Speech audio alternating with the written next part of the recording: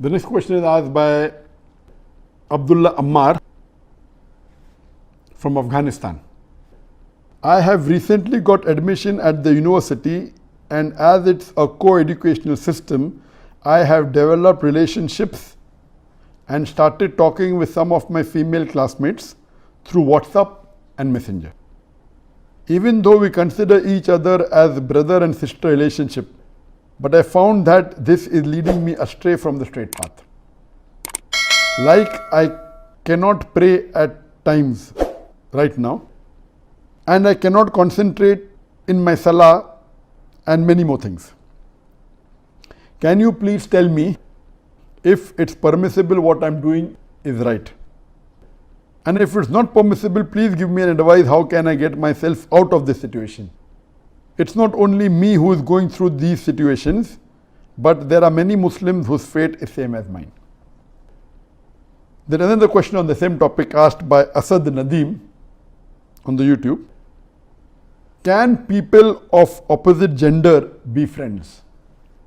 The question posed by Abdullah Ammar from Afghanistan is a very common question, and it's common today that people go to co-educational schools, co-educational universities, and it's very common that when they go there, they have friends of opposite sex, as the question posed that can you have friends of the opposite gender, and they get involved and it leads them away from the teachings of Islam. As far as having friends of the opposite gender is concerned, what do you mean by the word friend is important. If you're talking about acquaintances, having of opposite gender, no problem having acquaintances as long as you do not break any of the teachings of the Quran and Sahih Hadith. As long as you do not break any of the ruling of the Sharia, you can have acquaintances of opposite sex. And we'll come to it, inshallah, shortly. Regarding saying that I consider them to be my sister and brother, you have to understand what do you mean by brother and sister. If you're talking about brother and sister in humanity, no problem. If you're talking about brother and sister in faith, no problem. But this brother and sister is not the same as brother and sister of blood.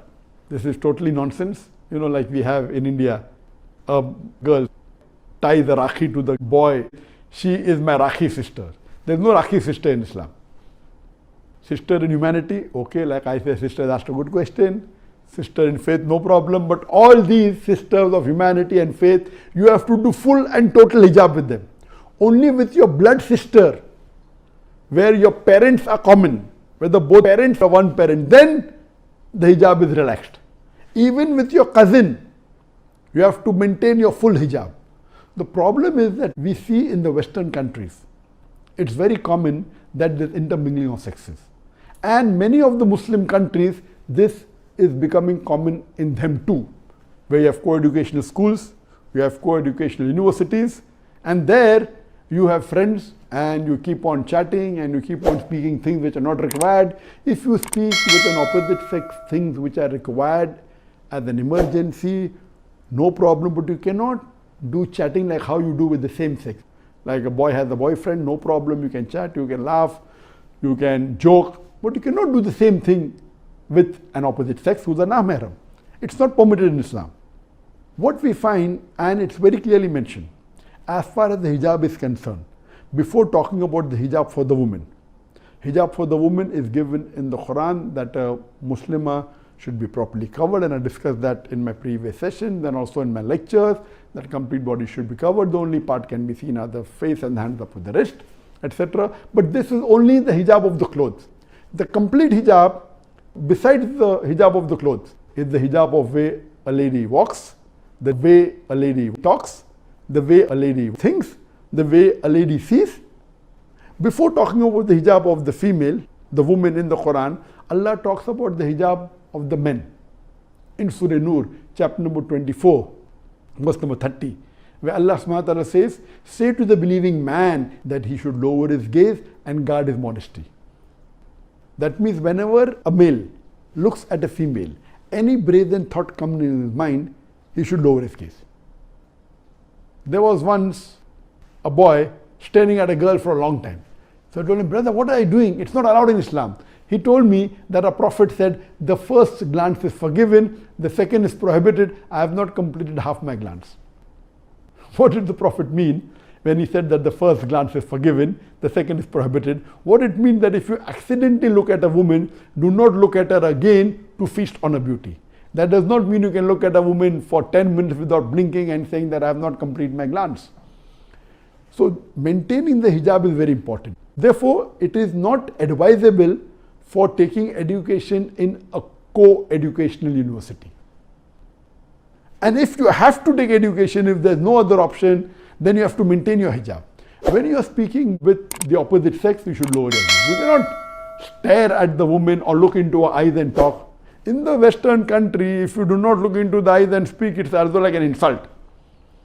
So what we find that even the Muslims, when they go to Western countries, they do not follow this hijab. When I visited Islamic organizations in Western countries, I find that Muslim ladies and gents, sisters and brothers, they are freely intermingling, they are freely talking. They may be wearing the hijab, they may be covered, the hair is covered, but that is the physical hijab, only of the clothes. They are laughing, they are joking. In some of the Western countries, I found a man and a woman sitting alone in a small room and chatting. A Muslim woman doing dawah to a non-Muslim boy in a closed room, it's not allowed. Our beloved Prophet Muhammad said that if two na-mehram are alone in a room, the third person is the devil. It's not allowed that you can be in a closed room, a man and a woman. In some organization, I've gone and seen that the head of the organization has a lady secretary. How can you have a lady secretary? Do you think all the Muslim men in that country are not capable? Or aren't they qualified? I cannot understand that how can a practicing Muslim have a lady secretary? How can they maintain the hijab? If the secretary comes in the room, in your room and no one else is there, it's not permitted. It is very common, unfortunate. They are preaching Islam and they are not practicing Islam. So if you break the hijab, there are high chances what the brother has asked Ammar will happen. Your focus will go away from education, you will start thinking other things, as though your brother, sister for namesake, but then love affair starts and you deviate from the Sharia and you start doing un-Islamic things. Therefore, best is to educate yourself in a single-sex university. And there was a survey done in UK that the schools which were single-sex had better performance and single-sex universities as compared to universities which were co-ed. And that's the same thing in India also. If it's a single-sex education, the performance is better because many a time in a co-education, each sex is trying to impress the other sex.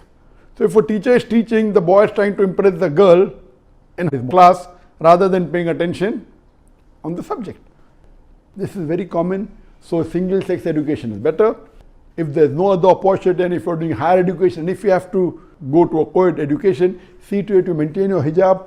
I'm not talking only about universities, even if you go in office places, your hijab should be maintained. It is not that you are prohibited to speak with the opposite sex, no. But when you speak, you have to be careful.